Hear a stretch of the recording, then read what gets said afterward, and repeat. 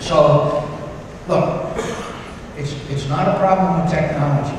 We now have nuclear power plants which are virtually cookie-cutter plants. And we've got to, in my view, make it possible for nuclear power plants to be built, because I see a whole lot of fossil fuel energy facilities being built around America, a lot of them coal-fired, and I don't see how you could possibly argue that that's good for climate change. Now, there's one other area that I want to talk to you about that's controversial, and that is whether we have a carbon tax or whether we have cap and trade.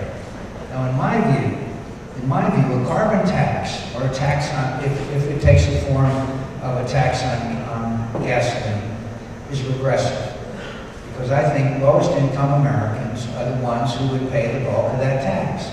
I work in Washington, D.C.